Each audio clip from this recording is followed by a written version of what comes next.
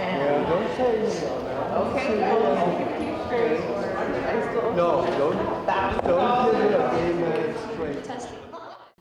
Good afternoon, everyone. Thank you for being here. We're going to go ahead and get started here. I want to welcome you all and thank you all for being here. I have Zach rides at the door. If you could come in and give us an honor song or opening prayer. Yeah. Really excited to see you all here today. Hopeful that this panel discussion will help inspire some good movement in the future. But first, we'll open up with an honor song, or opening prayer and honor song from Zach.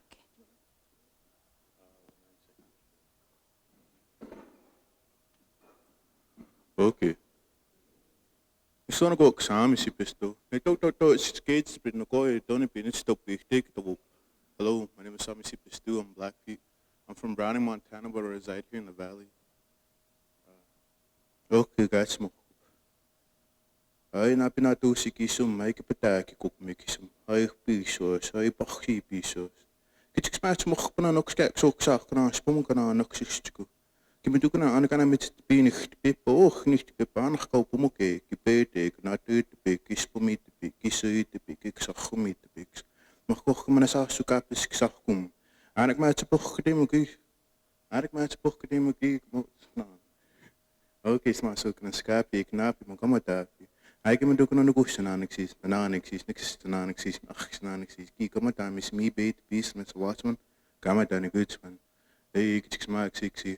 For our speakers that come here and all that they've done for Indian country and what they've shown. They've done so much for us and they're people to look up to and we appreciate that. Thank you for all you guys that are coming here. Thank you for Christina and Michelle for putting this on so that we can grow as a people together stronger. That lateral oppression sets aside, that we work together as one. Thank you for each and every one of you today. You had the choice to not even come here at all, but you guys are here. And we're all here for a reason. So I ask that you watch over each and every one of us that are here in this room. All those that have provided for us to eat. Today is going to be iksukapi. Hey, kichksmak siksi. Again.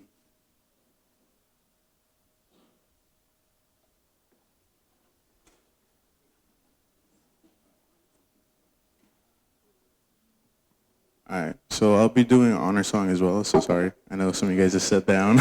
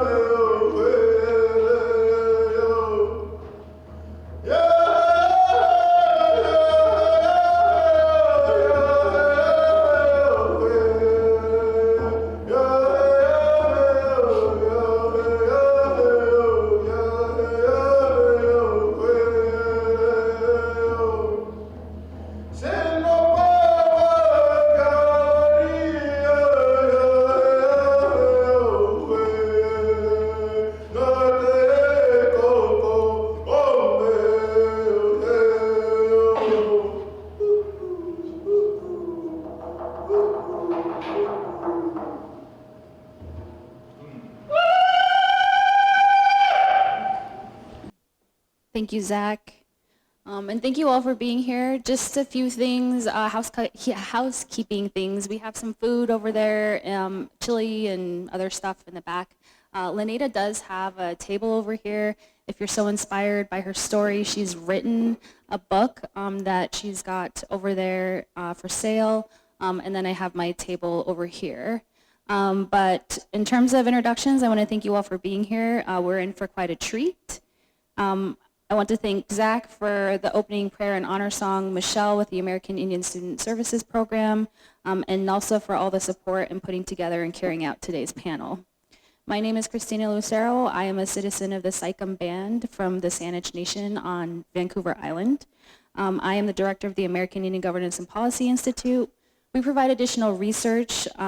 We provide additional support through research to tribal leaders and communities.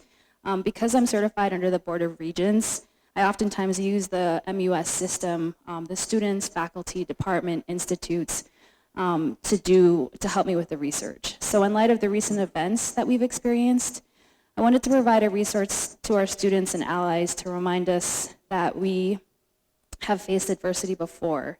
And as Indigenous people, it is in our DNA to overcome these adversities, as you will hear from our esteemed panelists. Strategizing our actions, including how we educate ourselves and deliver our messaging, is key. I hope that you will find this panel to be an inspiration to how we collectively move forward. In terms of introducing LaNada, I'm introducing LaNada War Jack. She is an enrolled member of the Shoshone-Bannock tribes of the Fort Hall Indian Reservation in Idaho. She attended the University of California at Berkeley and majored in an independent major of Native American law and politics. While a student at UC Berkeley, LaNada participated as the Native American component of the Third World Strike to establish the first ethnic studies program in the UC statewide university system. In 1969, LaNada and other students throughout California took over Alcatraz Island in a peaceful protest of the federal government's ill treatment of Native people and broken treaties with the tribes. This facilitated certain subsequent government-funded policies for Indian tribes nationwide while recovering millions of acres of land back. Also introducing Frank Ducheneaux. Frank is a Cheyenne River Sioux citizen and graduate of the Cheyenne River Boarding School. He's advocated for American Indian rights for the last 50 plus years. He started his federal Indian legal career in 1967 as an attorney for the Bureau of Indian Affairs in Washington, D.C. In 1970, at age 30, he was elected executive director of the National Congress of American Indians. From 1970 to 1990, Frank served as counsel on Indian Affairs to the House Committee on Interior and Insular Affairs. For those 13 years, the last 13 of those years, he served under the committee chairman, Congressman Morris K. Udall. During decades comprising the golden age of federal Indian law, he played a prominent role in every major piece of Indian legislation to come before the committee, including the Indian Self-Determination Act, and Education Assistance Act, Indian Healthcare Improvement Act, American Indian Religious Freedom Act, Indian Child Welfare Act, and the Indian Gaming Regulatory Act. We did have Krystal Two Bulls, who was supposed to be here. Unfortunately, she had a family emergency, so sending prayers to her and her family, and so she was unable to make it. But we also have Sapphire Carter, who is a third-year law student. She is very modest, and I don't have a biography for her, but we all know that she is an up-and-coming lawyer, and we are excited to have her moderate this panel. She is Chippewa Cree. Thank you, Christina. Welcome, everyone, to our panel on political activism in Indian country. For our first question, it goes to Frank. For those who may not be familiar with federal Indian legislation that you were a part of, from the Indian Self-Determination Education Act to the Bolt decision, can you tell us a little bit about yourself and highlight the work you've done? And the mic's right here. Oh, okay. I'm 85 years old, so you give me a major task. As Christina said, I graduated from law school in 1965, so long ago. My major work was on the Hill. As Christina indicated, from 73 to about 1991, I was on the Hill for 9 Congresses, which is 2 years each, and was fortunate enough to be on the Hill in that position at a time when there was a real great change in Indian affairs.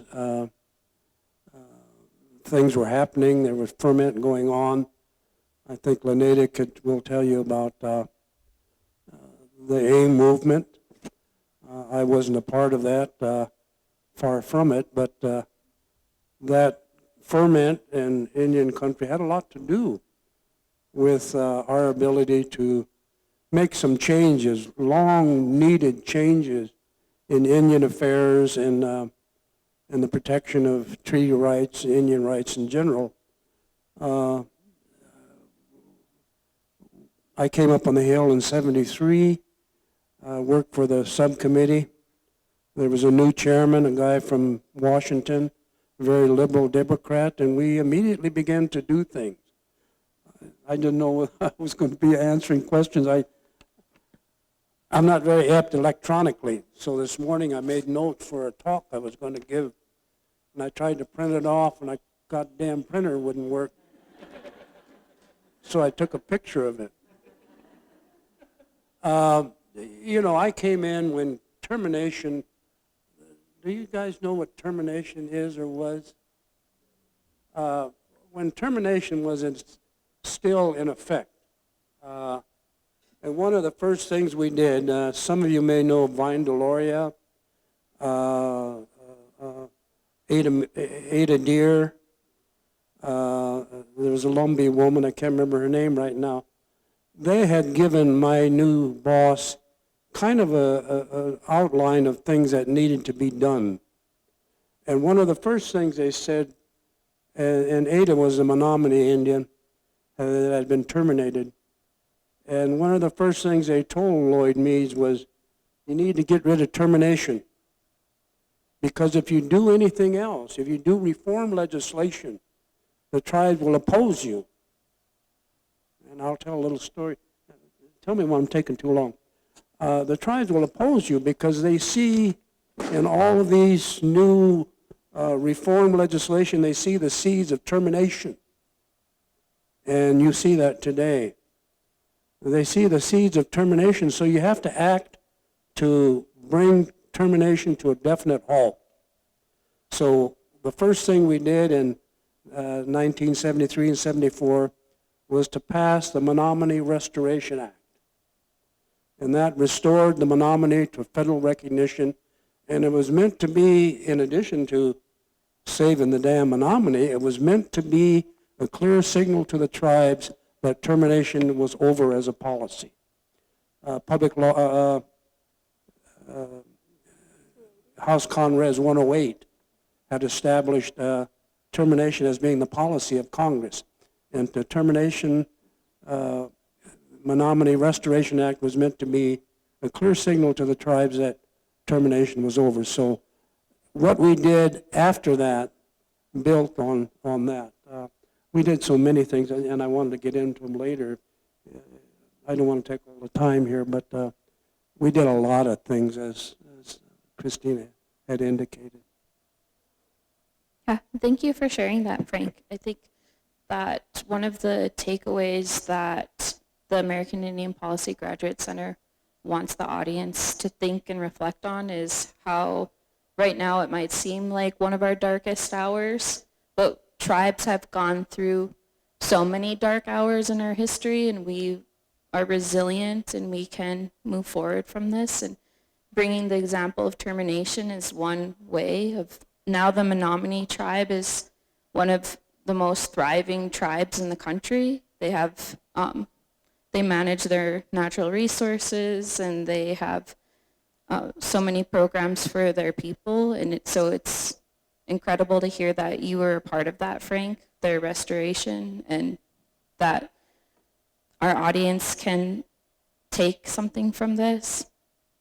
For LaNada, you were also a part of a very pivotal moment in America's political landscape, from being relocated to California, your experiences at Berkeley, organizing with other students in the Bay Area, and the people that you met from Richard, Adam, Nordwell, and worked with. Can you please tell us how that political landscape helped influence a lot of the federal Indian legislation during the self-determination era? And can you also tell us about what the political landscape looked like at this time? Thank you.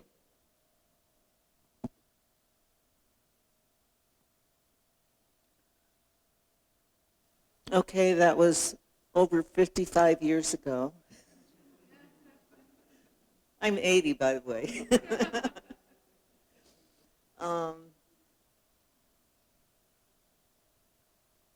When let's see, I went out on relocation through the BIA in 1965, landed in San Francisco. My wife worked in DIA for relocation, but she hates that name. They call it employment assistance. Oh, yeah, employment assistance. But anyway, I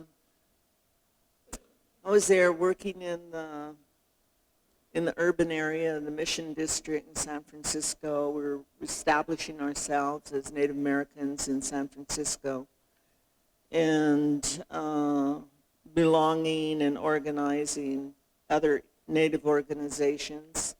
So I was able to get into the University of California at Berkeley as the first Native American student in 68, January of 68.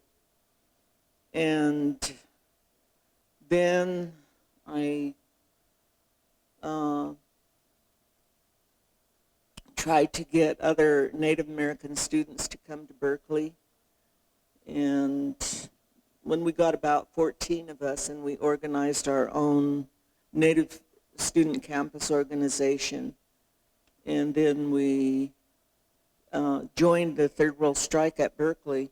The Third World Strike was Native, Black, Asian, and Chicano peoples. So we were organizing for our own departments. And that was in 69, January 69. And we established ourselves, were recognized by the university after a strike. And of course, we were nonviolent on our strike, but then the violence came from the other side. And they had helicopters flying over and dropping tear gas and bringing on the National Guard with their unshielded bayonets onto campus. And so actually they stopped the university. But we were successful in getting our own departments, which was the first in the nation. It was the first Native American Studies operation in the country. And then 2 weeks later, the strike at San Francisco State ended, and they were able to establish their departments. So from there, well, I was elected the chairman of the Native Student Organization, and we worked collectively with the San Francisco State students that had Native Americans. And Richard Oakes was the chairman of the San Francisco State.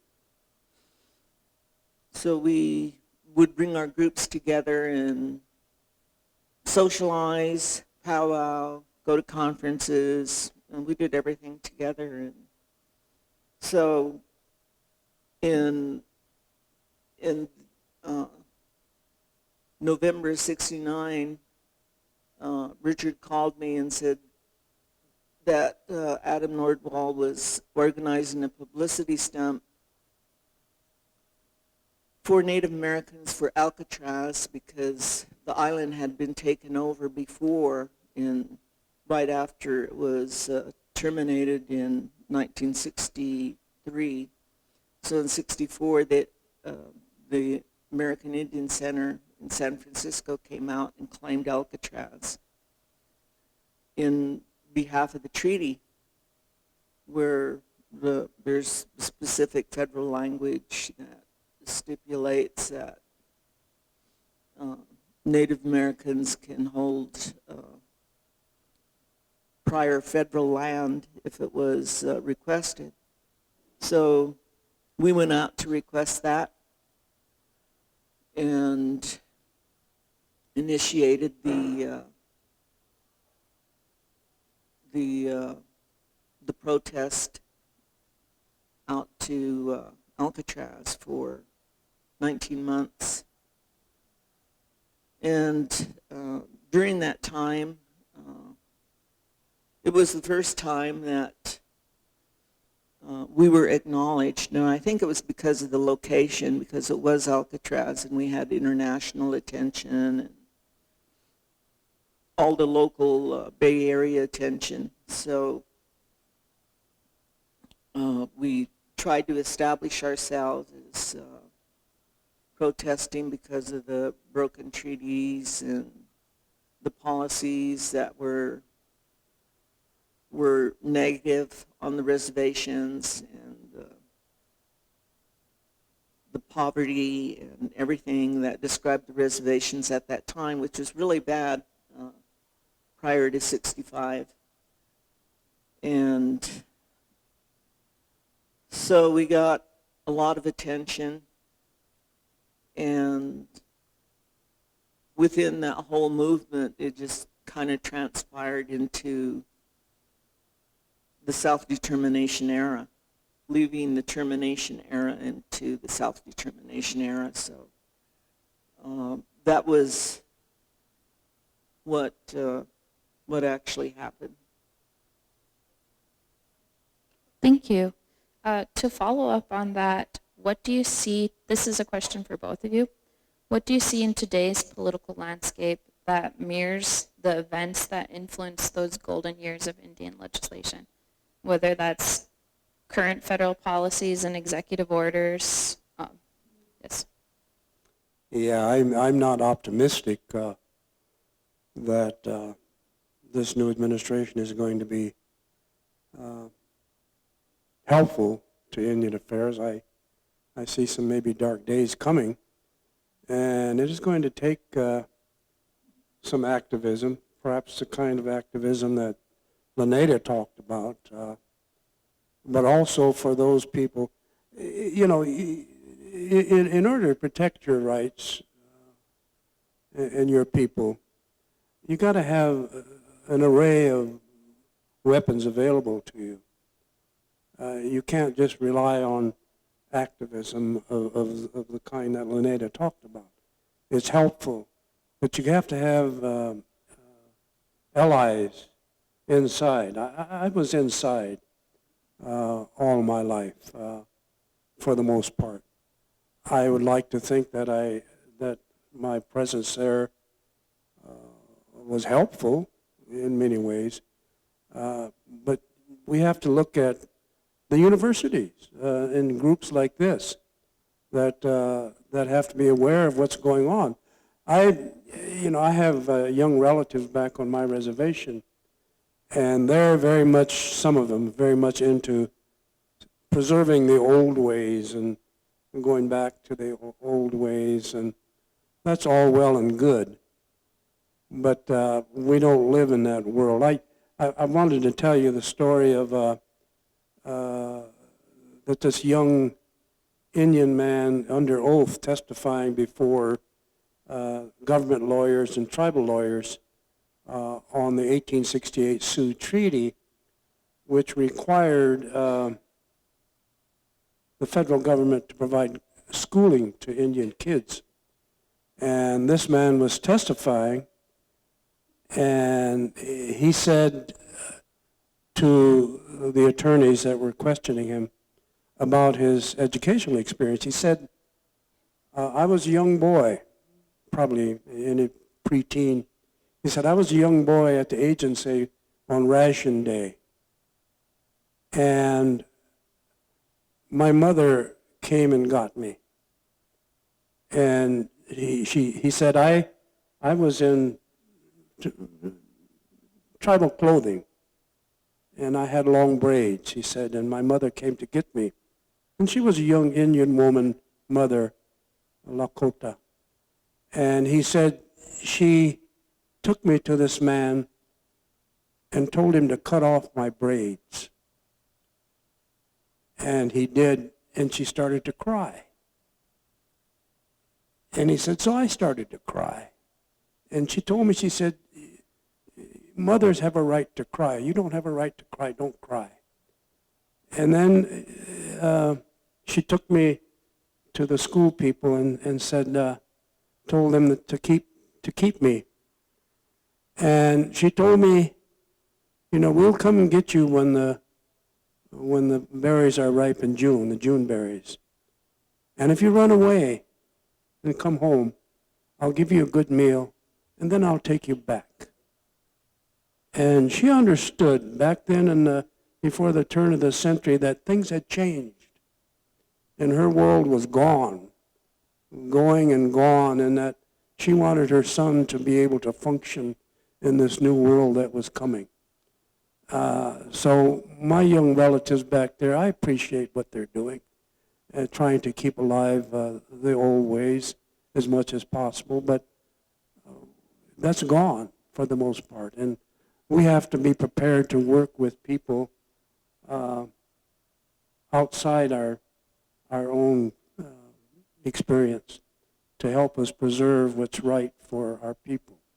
You know, the tribes, I hope, will continue to exist for years, but they have to exist in this world. It's just the way it is. I primarily agree. Things change over time. And I've been asked that same question several times.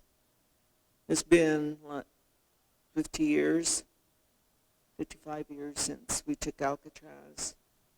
And things and times change. And each generation changes. But it's mainly here at the universities that everything gets kindled. And as young people growing up and working and playing together, you know, this is where it all starts. This is where it all begins. So, you know, just keep in tune and do what's necessary to be done.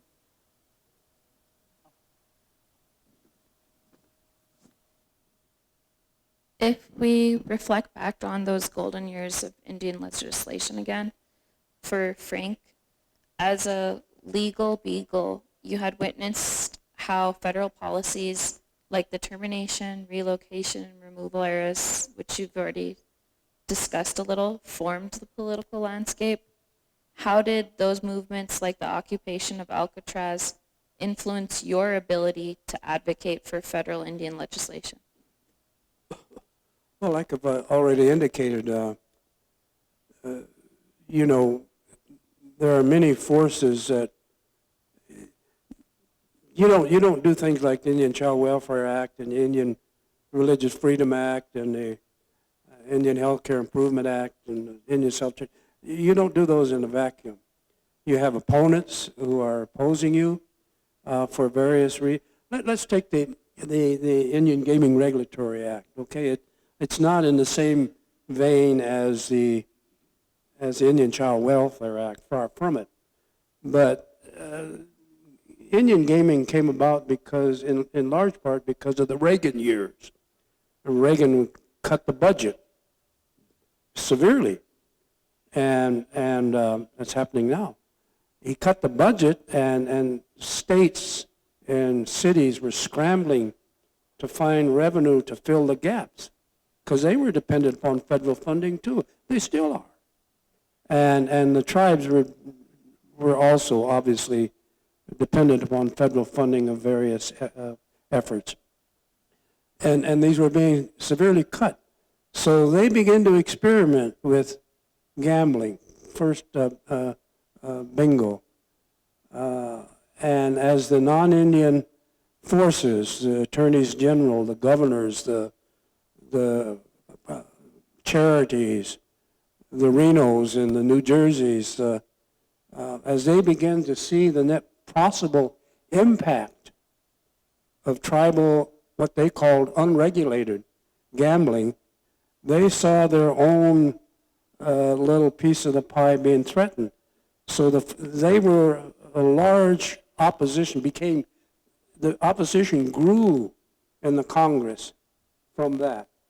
But you also had on the other side the kinds of things LaNada talked about and you talked about, the movement in Indian country. There was an anger out there. The AIM people reflected that anger, and that anger was to some extent a threat to the other forces, and it gave us the opportunity. I could tell you long stories about the Indian Gaming Regulatory Act, but the fact that there was this movement in Indian country that was a threat of some kind gave us the political ability in Congress to begin to work on the Gaming Act and to salvage it from the opposition. So you have to have, let's say you have to have, I hate to say this because I'm one, lawyers, Indian lawyers. When I went to law school in when I graduated in 65, I knew of maybe 4 or 5 Indian lawyers. There were probably more, but I knew of that. Since then, Indian lawyers have sprung up and have done great things in representing Indian tribe. There are people working in the area of nutrition, Indian old nutrition, what do they call it? Food sovereignty. Food sovereignty. There are all of these things that you need, part of what you learn here. You need all of that stuff to accomplish the kinds of things you were talking about in the Congress. You need a united effort of many different kinds of disciplines. That's what I would say.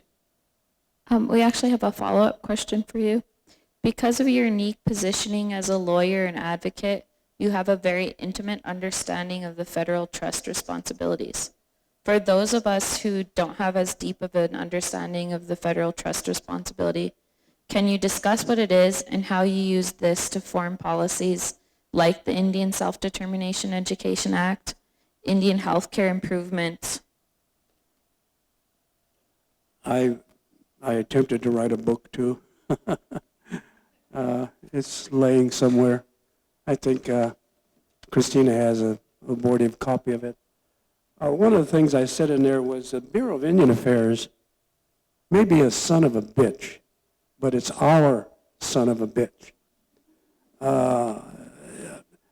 You know, when the Alaska Natives did their Land Claim Settlement Act, before I went up on the Hill, they listened to what was being said down here by whites and Indians alike, that the BIA was the son of a bitch and that reservations were bad. So the Alaska Names Settlement Act provided land for the Alaska Natives, but not trust land. The Alaska Native Claim Settlement Act provided land, but not a reservation, because they didn't want them. Because reservations are bad. You know, the federal government runs you on the reservation. The BIA runs you. So they didn't want it. And that made the Congress people who were working on it very happy. You look at the Alaska Native Claim Settlement Act and it says, we don't want any long-term trust relationship with these Alaska Natives.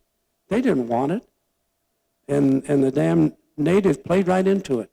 And they said, we don't want it either. So in the later years, we had to amend ANCSA several times to preserve their rights. They were stockholders. They weren't members of Indian tribes. They were stockholders. And their stock could be sold out of their ownership. And if you go up on my wife's reservation, the Flathead, damn near all of the good land is owned by non-Indians because the land was allotted. And you can think of allotments as stock. And over the years, through 4 or 5 different illegal means, all that trust land was lost into non-Indian ownership. The trust responsibility grows out of Chief Justice John Marshall's called the Johnson Trilogy, establishing what the relationship was of the United States with Indian tribes. And he said the relationship is like that of a guardian to the ward. You guys know what guardians are, you know what wards are. He said it's like that of a guardian to the ward. He didn't say it was a relationship of guardian to, it's like that, unique.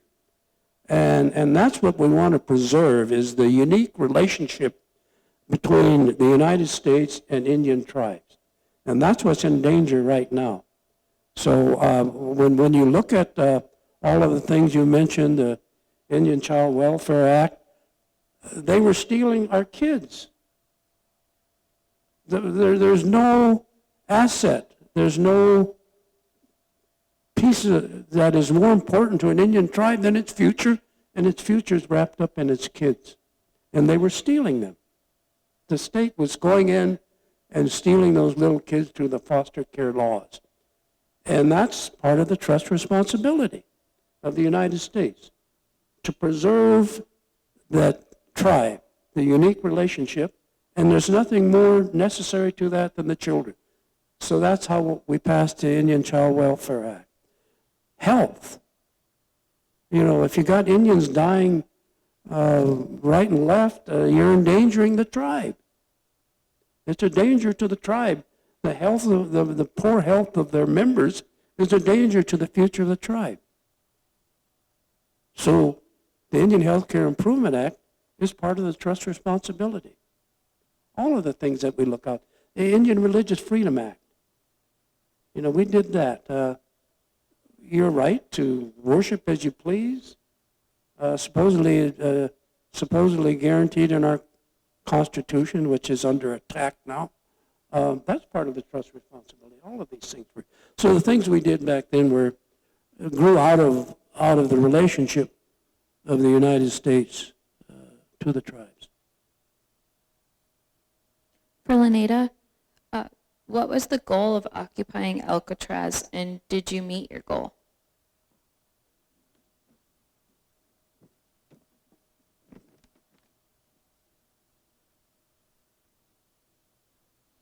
Well, our goal was to bring out the fact that the government wasn't complying with the treaties, that there were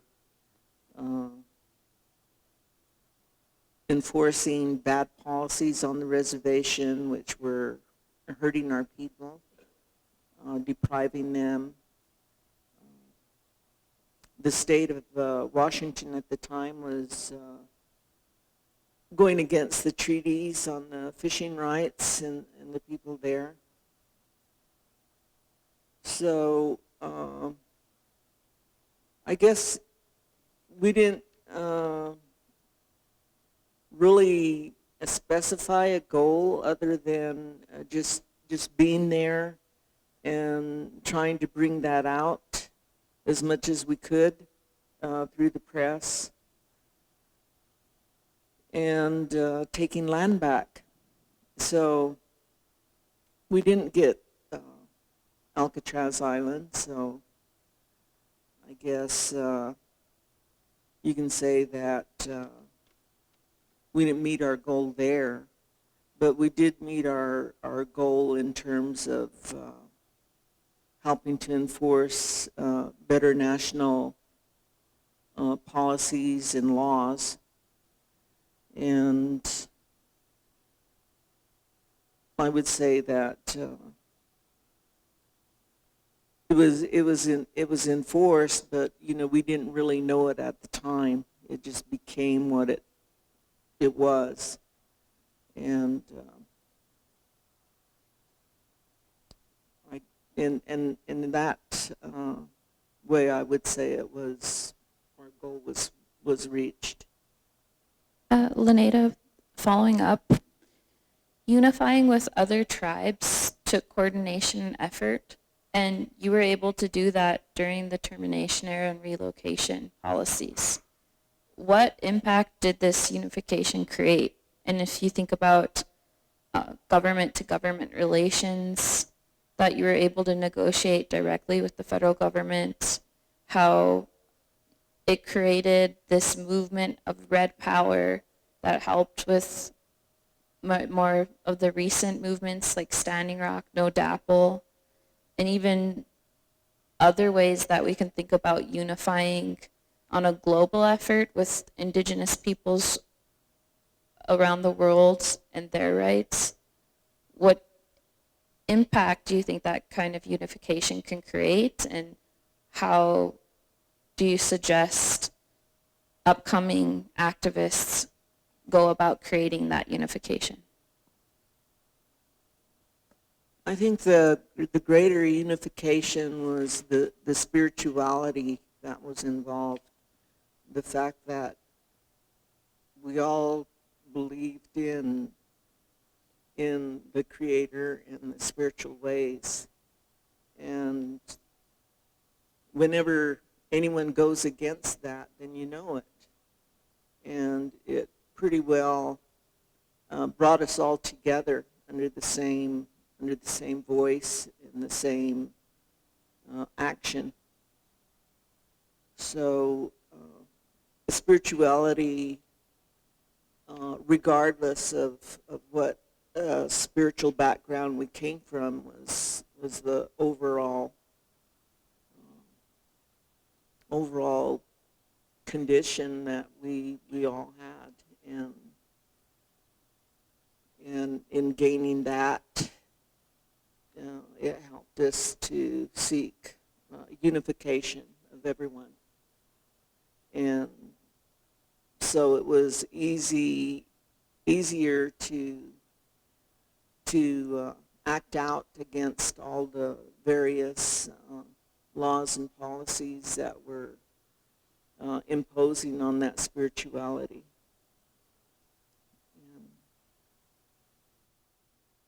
Thank you. And then Frank, you kind of touched on these already, so I think I want to go back to that last question of, given the current political landscape, how do you think tribes and also upcoming advocates can relentlessly advocate for tribal sovereignty and other ways that young people should be thinking about, besides what you already mentioned in the university, and also getting inside?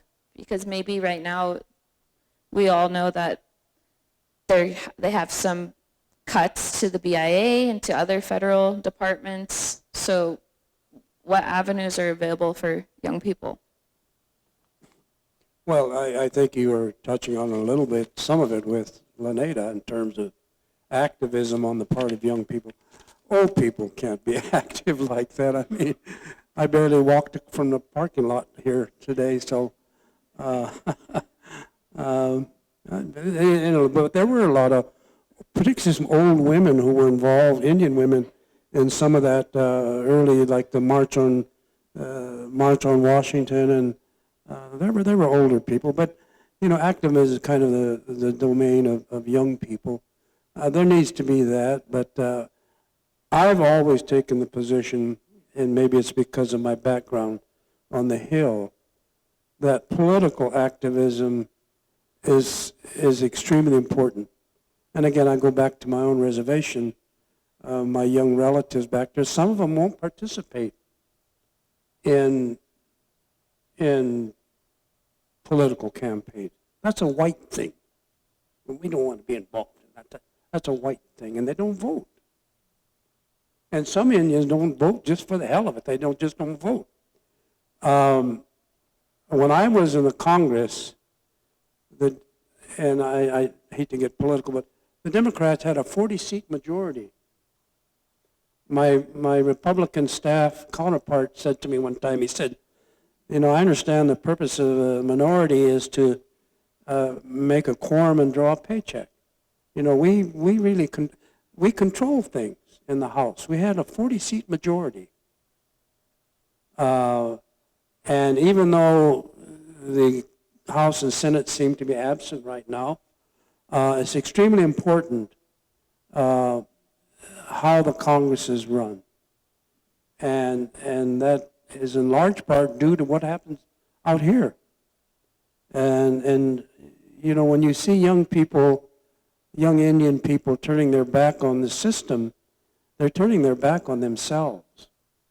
Had we not had that kind of majority in the House, at least as time went by, that majority reduced, and so did the activism in the Congress reduced, we wouldn't have been able to do all of those things we talked about.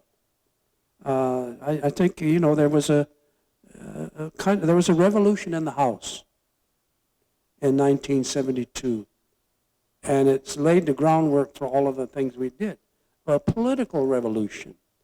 There was a revolution, unfortunately, in my mind, a few months ago, but I would encourage all of the young Indian people here and around the country to get more active politically, raising funds, going out, doing those kinds of things.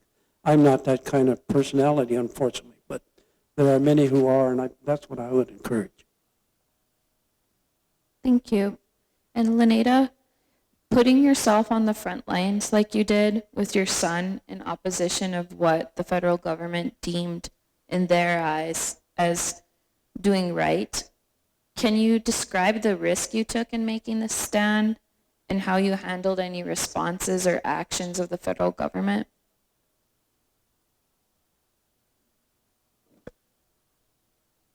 Just did it.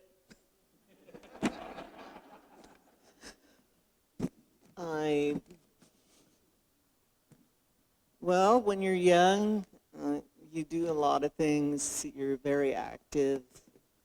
And I had my second son with me. He was 2.5, 3. And whatever was necessary, it was necessary, and we just went out and did it.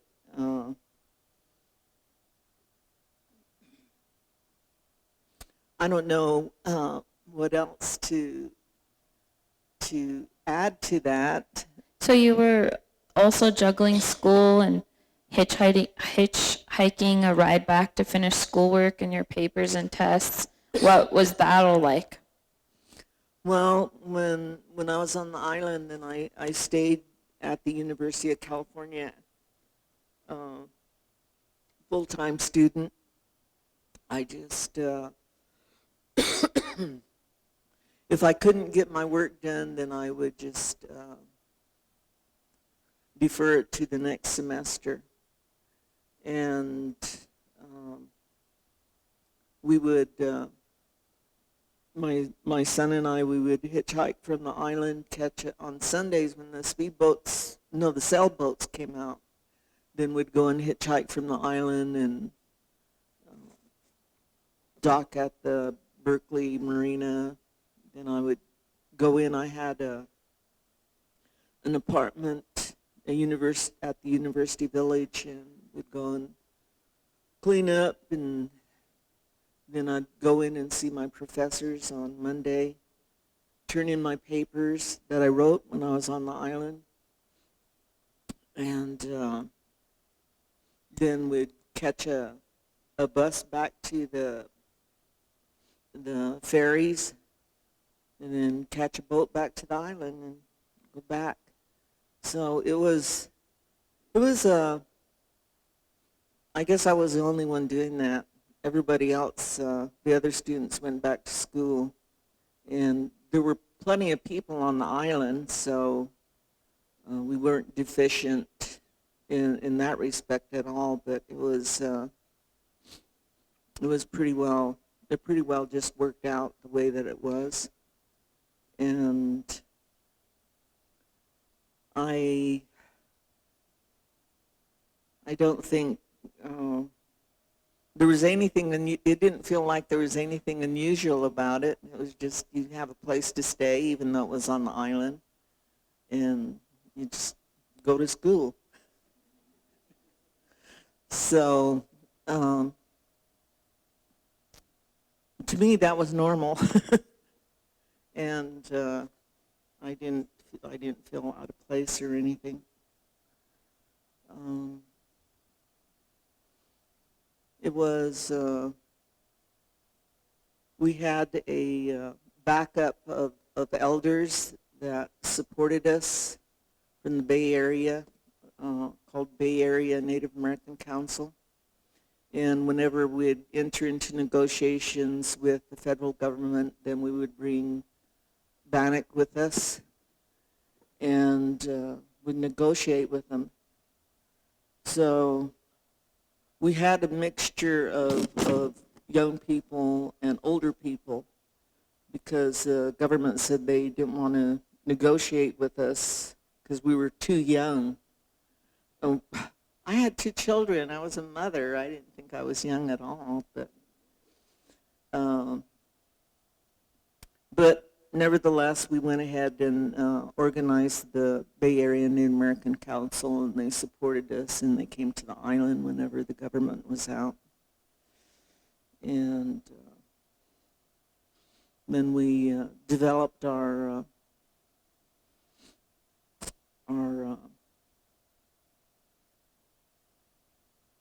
Native American Center on the island with an architect in San Francisco. And so it was just going along procedurally. I didn't think there was anything too different about that, but it gave me a lot to work with. I had I wrote a lot of papers while I was on the island. It was quiet, and it just seemed like a normal thing to do. Actually, I have a follow-up again. What kind of guidance did you use during this movement to direct your endeavors? Your father was a political figure for the tribe, and he always took on leadership type roles. How did he guide you through this movement?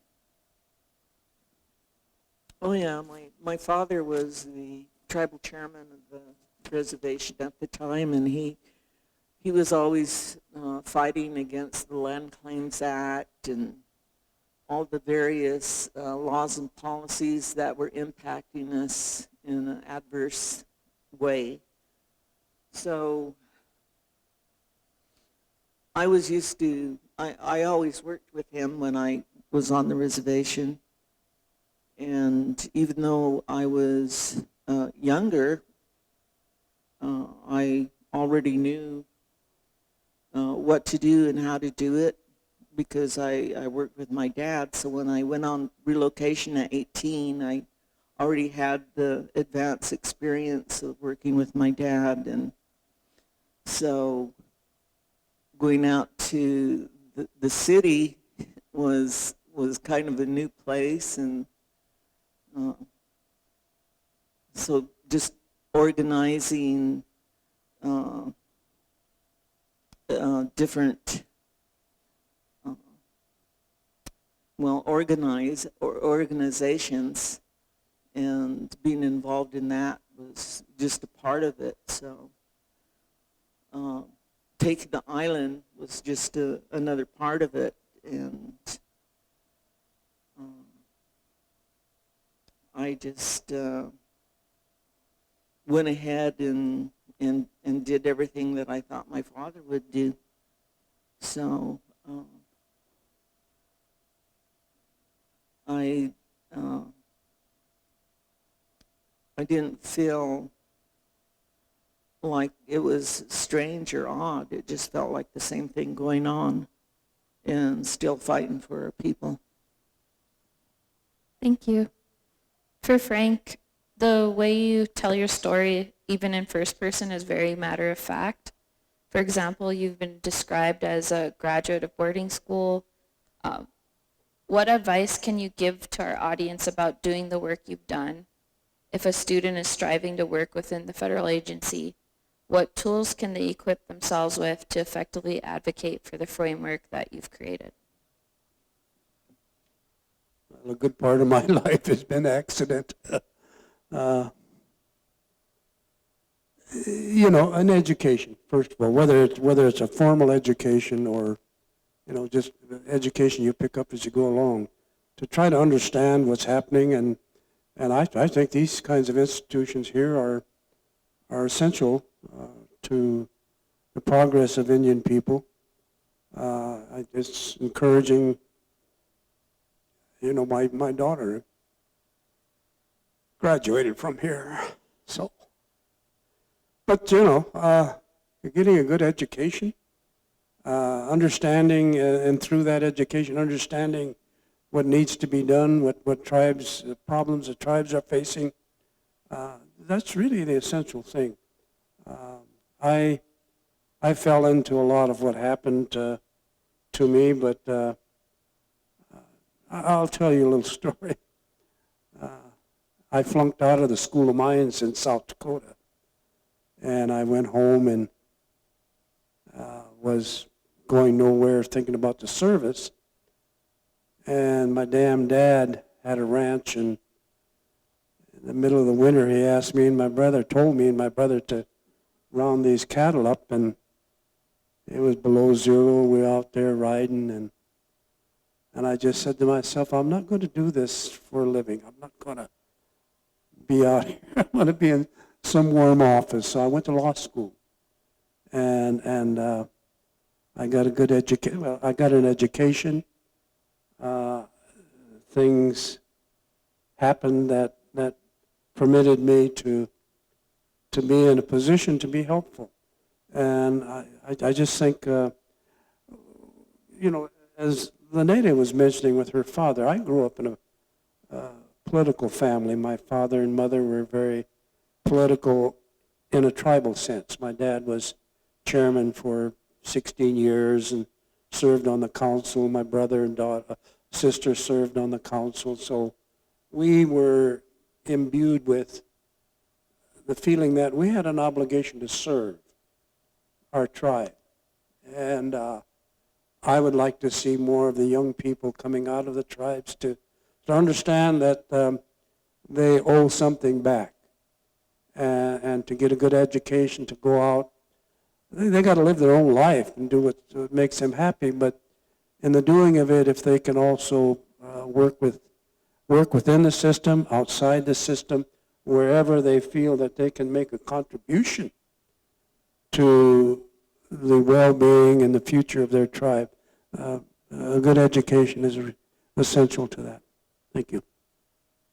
Thank you both. It's now open for audience questions. If you have a question, you may ask. Yeah, I want to thank you both for... I'm nobody, but I want to thank you both for all the work you've done on these vital issues for so long. My question to Mr. Ducheneaux, forgive me. Were you involved with the Indian Self-Determination Act in 74, 75? And my specific question is, I've heard that Nixon liked to claim that that was a positive, feel-good effort on his administration. And I wonder if you have any perspective on that. Yeah. You know, you had that termination period, and that occurred right after World War II. The nation's finances were in terrible shape, and they were looking to cut back on expenses. And a part of that was the Bureau of Indian Affairs, and the responsibility for Indian tribes. Part of that termination was of that nature.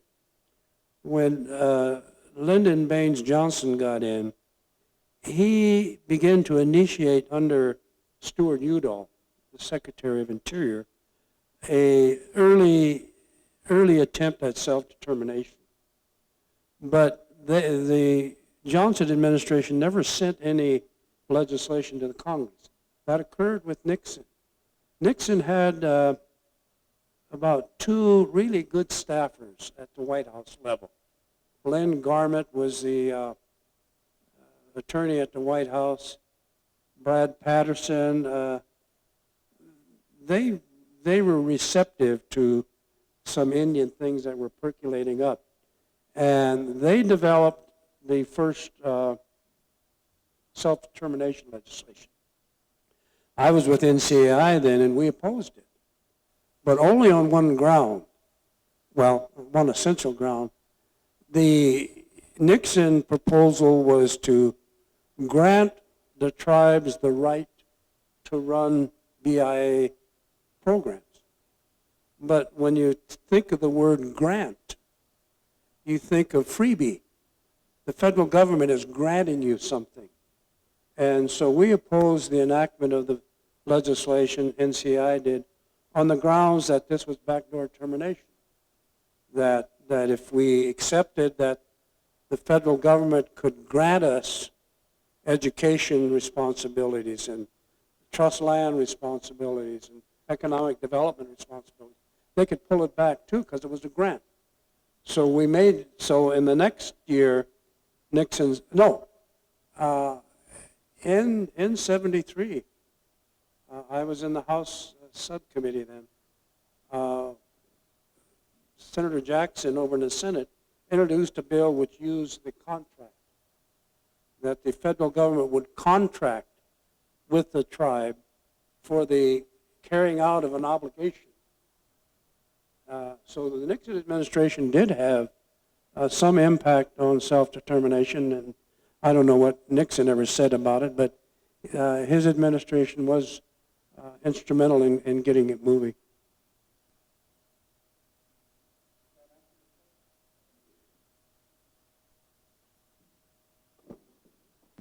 I don't know if MCAT needs us to talk into the mic to record. Buna Zandavi, it's good to see you, LaNada. I know that you have a legal education and training beyond what you did at Alcatraz, and you've advocated for your own reservation as a council person. Your son did. Hopefully your grandson does. And what I'm wondering from you, this is a question for both of you, but what type of advocacy or activism are you seeing present day coming out of your reservations?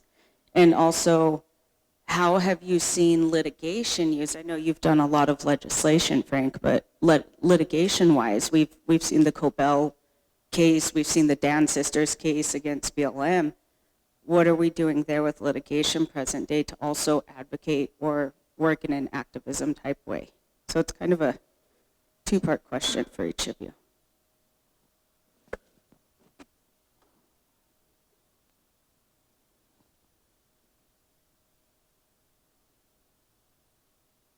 Well,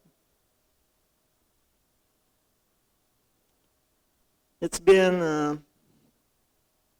a number of years that I've been able to work with the law, with the legal resources. I was on the initial board of the Native American Rights Fund, and we did a lot of background work with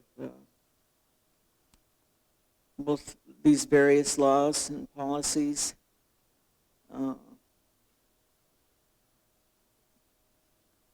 I don't see on the reservation now where I'm really accepted, and I guess that's how it is when you're not a star in your own kingdom.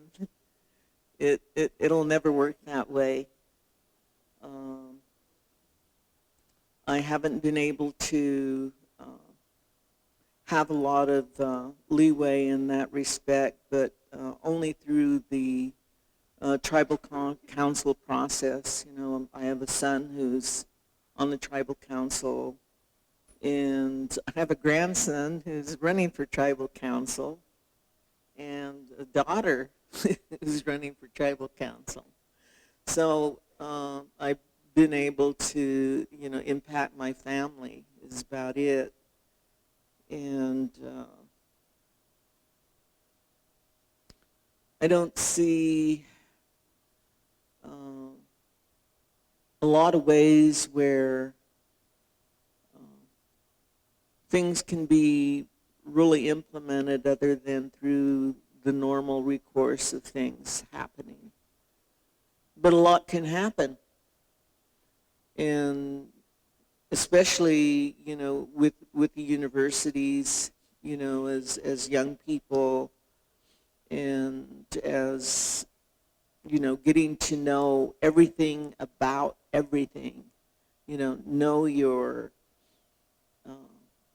tribe, know your laws, know everything about what's going on, and just self-educating yourself as well as professionally educating yourself, and know everything that there is to do. And, you know, I'm sure you'll find a lot.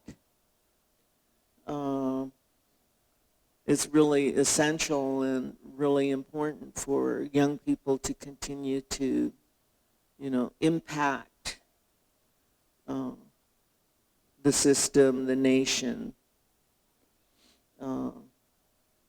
There's a lot of things that could be done, and I would really I really think that would be a good thing to do.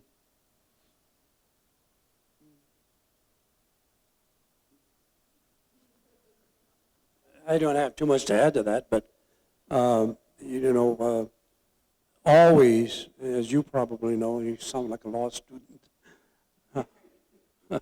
Always, many times over the centuries, really, Indian tribes have had to look to the courts to save them from the political winds that blew. I talked about the John Marshall trilogy, which was, you know, it was paternalistic in many ways, but it laid a foundation for the long-term success or the longevity of Indian tribes. Today, I think right at the moment, the courts seem to be the only thing that we might look to preserve the rights that we Indian tribes have. The litigation that is ongoing, I'm not familiar with, but I think a lot of that goes back, as LaNada said, to the tribes themselves. They have to be aware of their rights, and they have to be aware of when those rights are being infringed upon by existing efforts, and they have to have good legal counsel to go to court, because that seems to be the only forum left to us right now is the courts. This House is not receptive to many of these things. The Senate is not, and even the courts are not to some extent. But it seems to me where I would go right now, and to go there you need a lawyer.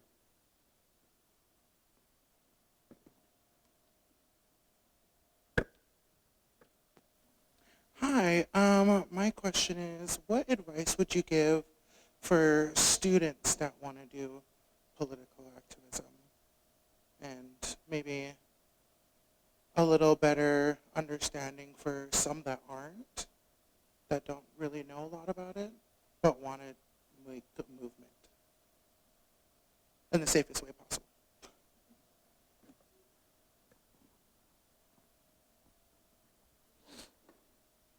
Well, I would say that you need to learn everything about yourself, about your tribe, about your people. Learn and know. Stay with your spirituality and retain that, because it'll always help you whenever you run into all of the obstacles you run into. So it just just stay active and keep moving on and doing things.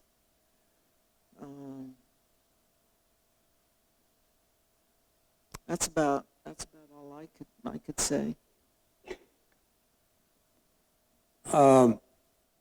I would encourage those of you who are active or could be active in tribal affairs to encourage your tribes to take more of an interest or take more of a role in political activity. When I was marrying my wife, she was a member of the Confederate Salish and Kootenai tribe, and she had an aunt and a grand aunt, a woman by the name of Lucille Otter, and she was an elderly woman but extremely active, and tribal members hated to see her coming because they knew she was going to say, "Are you registered to vote?" And she would look them in the eye and say, "Are you registered to vote?" And if they said no, she was after them. And she registered more damn Salish Kootenai Indians to vote than anybody. And the tribe should have done that.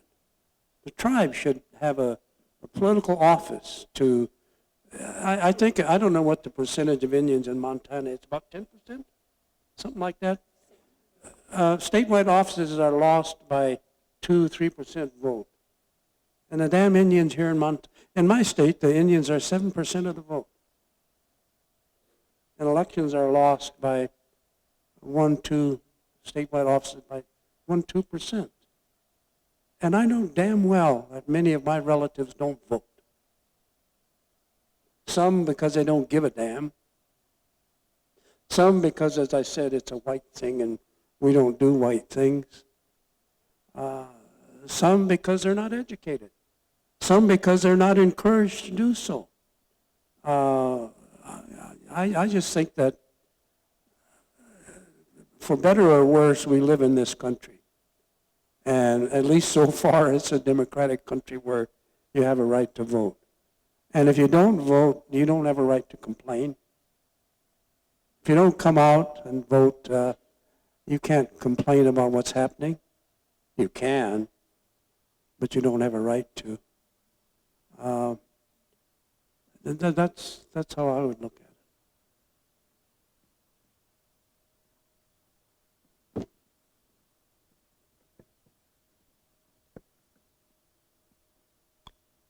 Panamia.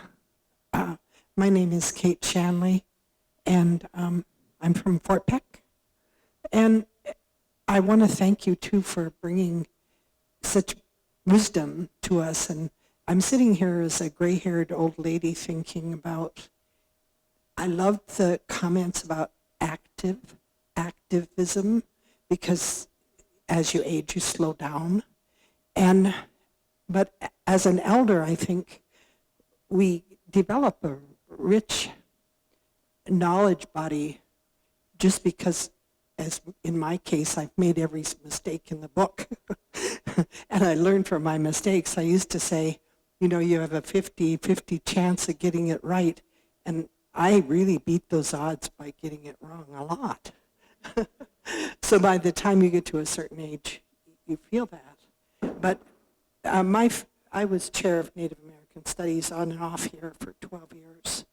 And working on the inside, like you're talking about, Frank, is such a difficult thing. And one of the things in higher ed, I think that we face is a lot of lateral violence. And I think Native people get stuck on identity and so on. And in many respects, I often think, one time years ago, I was called upon to give a talk at ACES National Conference, and I didn't know what I was going to say to those folks. And I was in my hotel room in Florida, and it came to me that we come from gift-giving cultures. And the spirituality that you talk about, yes, we have to get back to that place of gratitude. And then out of gratitude comes generosity, being generous toward one another. So we have something to give. So as happens with prayer, an answer came to me that what I had to tell them was the gift you have to offer isn't, maybe you have a talent, you can sing or you can do that kind of thing. And we often think that people are chasing their dream or they're giving their gifts. And we come from verb-based cultures. And verb-based cultures are active. And so the gift you give is when you are able to step up and do something when there's no one else to do it, or to stand beside somebody that's doing something. And maybe you have a talent for it. So I loved what you said, Frank, about that not being your personality or whatever to do, because I've never been a very, I don't like public stuff. I do it, but I don't like it. So in that spirit, I just wanted to add to the conversation and say, we've been, House Bill 363 in this legislature just got tabled on Wednesday in the legislature. 2 years ago in the Montana legislature, someone had a resolution going forward to dissolve the reservations in Montana. And they had the bill, there was a controversy, and they took it away. They did that strategically just to introduce the idea into the conversation. They didn't think it was going anywhere. And we're back in the robber baron age, in my opinion. And with House Bill 363, what they were trying to do was make 3 of the 5 positions on the Energy Commission appointed by the governor. Well, our state is getting more red all the time. That means that the people who would oversee the land in Montana, energy, and we're talking water too. We're talking the Kerr Dam. It goes by a different name now, but we're talking resources and land. They could then, by eminent domain, start taking over Indian land and resources. So we need to listen up and read the newspaper and be on the lookout, because we're in a new termination era, in my opinion. And this is not a little thing to get into beating up on each other or anything like that. We've got to see ourselves as humbly a gift-giving culture to give to each other, and then be a group that goes forward in united activism so we can make this difference. So I can't thank you enough. Inamia to both of you. And my Indian name is Iowakawia, and it has to do with the kind of vision that there was a sacred stone that was broken, and that my job was to help put it back together. So I see that as a vision for education, pulling us back together and making us as a people strong and into the future, and fighting this next battle that's ahead of us, and doing it with kindness and generosity. So that wasn't a question. I'm not. Thank you. Do you want to comment on that? No.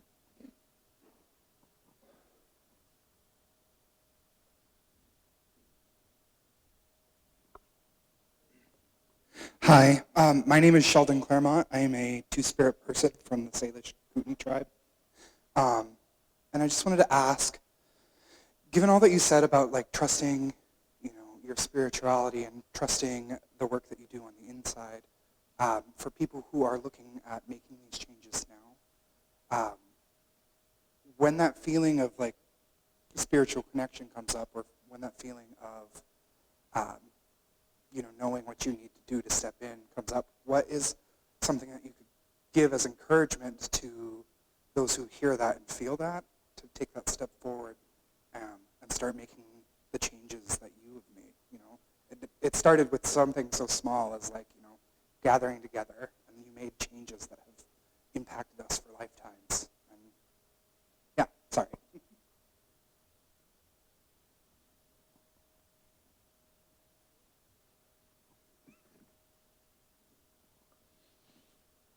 I would say that you need to go forward with whatever action you have on your mind. And if you're caught in those moments where you don't know what to do, then just step forward and push your action.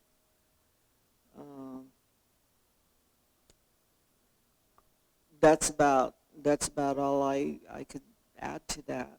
You know, with your spirituality and your understanding of knowing how to go and how to proceed, then that should just take you to the next step. A thought just came to me with the lady from Fort Peck, and maybe it's relevant to what you said. There is has always been, even in the BIA schools for that matter, an abysmal lack of teaching about Indian things in schools from the earliest thing, and it's being threatened now. You know, you can't talk about these things when in fact they should be taught all the time. I had the delightful experience of being down in Hollywood. One of the tribes down there was a gambling tribe, was funding a Netflix thing on California tribes, and I played some role in the gambling thing, so they had me down there to interview. And what I learned was this film was going to be part of the public education of California. It's going to be shown in all of the schools, you know, about the California Indians. I'll bet you up there in Ronan, maybe you know, there's nothing being taught about the allotments on the Flathead Reservation. There's nothing being taught in the various schools in Montana and South Dakota and North Dakota and Wyoming about where this land came from. So, you know, we have to fight for tribal rights, but there should be some allies out there among non-Indians who understand what happened, and one of the ways to do that is to the tribes and others, activists, to encourage that the truth be taught in our schools about this. Any other questions? Chesson Yakuke, Lem for being here today. Just, I guess, in the census is about political activism, and we've talked a lot about that today. I guess my question is, in the interim, you know, while we are working to get more people at a seat at the table and get more help from non-tribal members, what is some insight, resources, you know, perspective that you guys can give to us, you know, kind of to bring back to our communities for these people that I find in tribal communities, people, you know, they have their own tribal elections, they have state elections, and they have federal elections. Like, it can be very difficult to completely know what's going on the federal side or on the state side when you're, you know, focused on your tribal elections. So I guess, do you have any insight for us, or like resources or, you know, recommendations on how folks can, you know, empower themselves with that information, or how they can kind of, you know, bridge the gap between tribal, state, federal when it comes to knowing this information that's so important? Thanks again. You know, you raise a question maybe you didn't intend to, but Senator Inouye from Hawaii was chairman of the Senate Indian Affairs Committee for a number of years.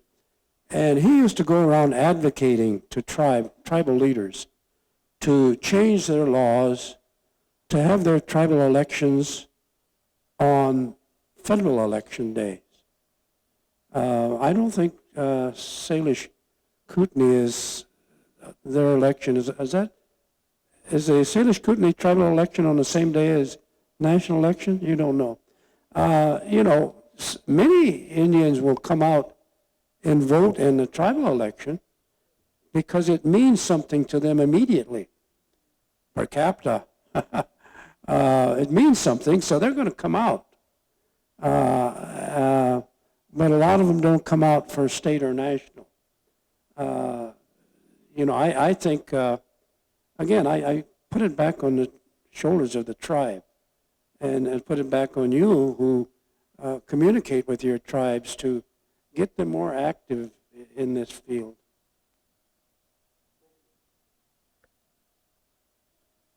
We have time for one more question.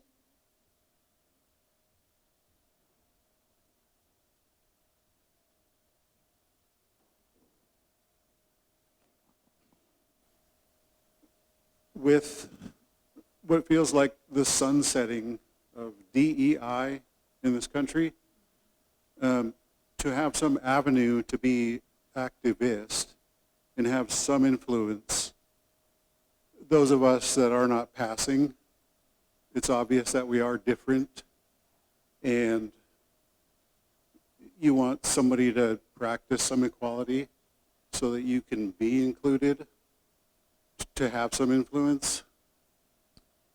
Do either of you have some idea as to what the best tool for that would be?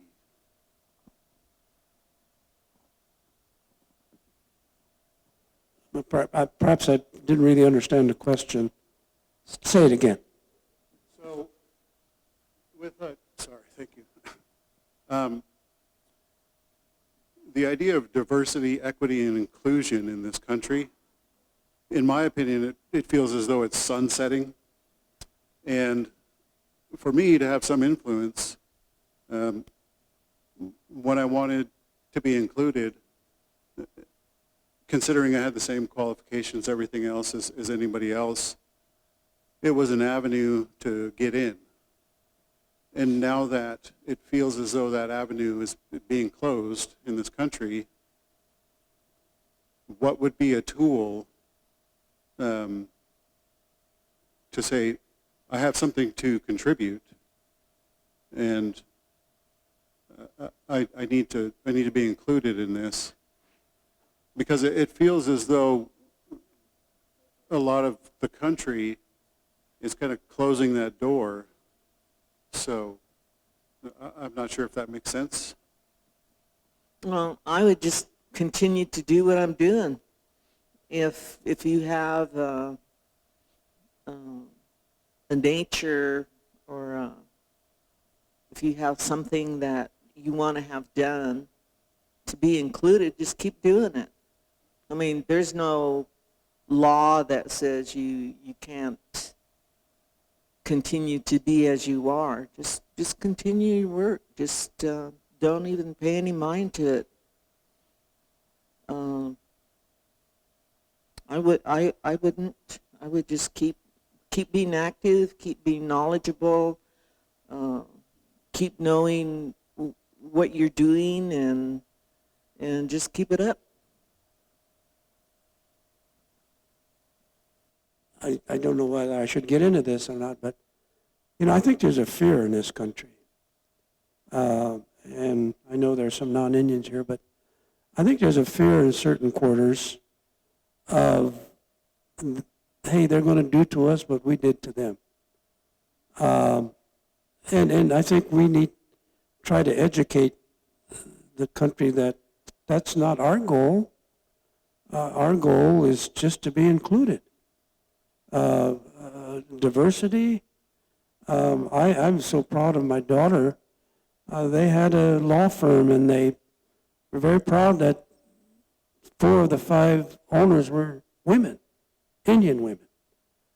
She always took the position that, if you won't give me a seat at the table, I'll build my own table. Diversity. Women need to be at the table, that table. And non-Indian women should understand that they have a stake in DEI. Equity, you want to be, when someone comes in for a job, you want to be equitable to all people, and inclusion of all people. There just needs to be sometimes I'm not a terrible, I went to work up on the Hill, and I worked for a very liberal congressman. The Republican was a very conservative congressman from New Mexico called Manny Lujan, and his Indian staffer was a white fella, and he and I got along pretty well. And he said, you know, I was playing poker with Manny the other night, and Manny was criticizing you for being so liberal. So I told Manny, I said, Manny, Ducheneaux is more conservative as us than about certain things. You know, I'm not a flaming liberal, but I just think we need to educate the non-Indian world that we're not a threat to them. I don't expect somebody to hire an Indian simply because they're Indian. They have to be qualified to do the job. Anybody has to be qualified. And all they're asking with DEI is give us a chance to do it. And I don't know how I understand it's under attack. And it's under attack because of that underlying fear. And I think we have to say, you don't have anything to fear from us. Thank you. Thank you both for sharing your stories and experiences with us on advocating for tribes and our people. I believe Christina has some gifts to give you.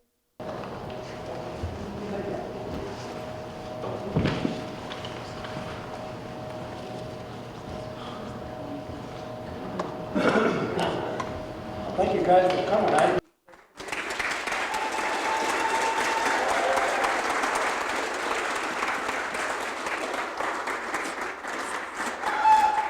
I didn't expect so many people. And after I retired back here, I would go out and give talks at various Indian meetings and at panels or just by myself. And we were down, my wife and I, in some city, and I had a 9 o'clock presentation I was supposed to make, and I came in, a big room, lots of chairs, and there were 2 people there. So I gave my talk to the 2 people, and we left, and so my wife was telling me, she said she was sitting by this woman, and the woman said, you know, my tribe made me come to this meeting. How about you? She said, that's my husband up there. But thank you all for coming.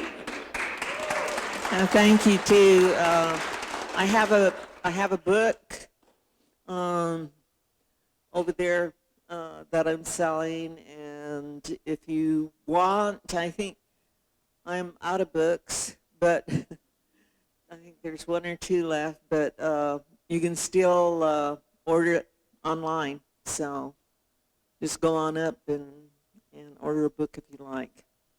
Thank you. Thank you for having me today. Thank you. Yeah, thank you, everyone. One more announcement, a couple more announcements, actually. I want to thank our panelists, Frank and LaNada, for coming here today. There are some bandanas over here on this table to the left of the door, and it's this artwork on the posters that you see.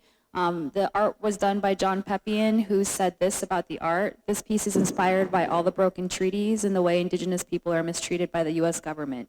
It also points to the mass incarceration of Indigenous people in the United States. The piece is done on an antique prison ledger paper because a lot of original Plains Indian ledger art was created while Plains Indian warriors were incarcerated. The image pays tribute to all the warriors who continue to stand up for our rights as Indigenous people. We are still here. Women are the backbone, always holding us up and holding onto our pictures while we are imprisoned. Will we ever be free? So there are bandanas over there and stickers. I hope that when you take one, if someone notices it out in the public, you can tell them about these stories that you got to hear from LaNada and Frank today. And I have one more thing. I want to thank Sapphire for moderating. Thank you. We also wanted to invite you to some upcoming events from the Native American Law Students Association. On March 25th at 3 p.m. in the law school in room 201, we have a panel on protecting sacred spaces. We invited a professor from the Brigham Young University Law School. Her name is Michaelyn Steele. She's from the Seneca Nation, and she writes a lot about American Indian religious freedom and how to protect sacred sites. And then we also invited a Native American Rights Fund attorney, Beth Wright, who's recently worked on the Apache stronghold case, which is related to protecting Oak Flat in Arizona for the Apache tribe. So we'd love to see you all there. And the second event, the Native American Law Student Association is collaborating with the Bacchus Institute to hold our annual American Indian Law Preview Day. If you're interested in attending law school, we're holding that day on April 14th. We'll have a panel of current law students and alumni from our law school and LSAT prep. So to get into law school, you need to take the LSAT test, and we're having someone come in to teach how to prepare for the LSAT. Thank you. So just make sure to get some food. There's a lot of food over there. I was hoping people would eat. And then for LaNada's book, it's drwarjack.com if you want to order one of her books online. So thank you again, everybody.